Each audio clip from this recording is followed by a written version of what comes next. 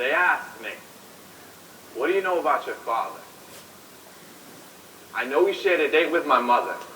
After the club, in his car, he took an unexpected detour to his apartment. My mother said it didn't feel right.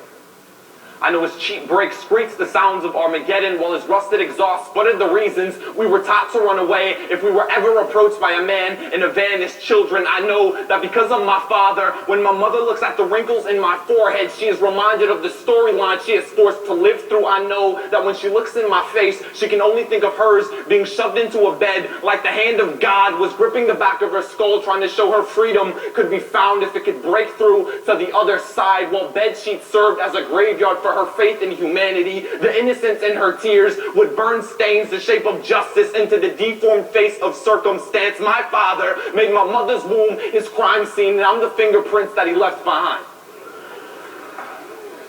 They asked me, how has your father's crime affected your life? Well, I have the personality of a white picket fence, always appearing to be all right while guarding the pain of a broken home. Growing up, I would spend too much time in the asylums of my mind looking for a glass box marked break in case of an absent father, with hopes that it was holding my identity, but I never found it, and now I can't keep relationships.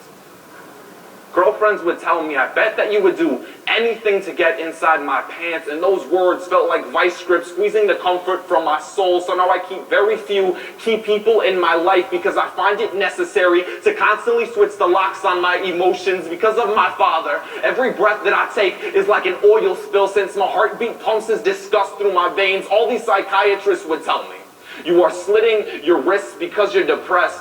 I was just trying to flush all the him out of me. Damn. And now I tend to avoid mirrors because I know physical traits are hereditary, and if he was capable of sculpting my face, I'm afraid if I look into my own eyes, I might find that I inherited his mistakes and be destined to grow up to be just like him. And in that courtroom hearing, that lawyer still had the nerve to ask me if I thought my father deserved to be released on parole.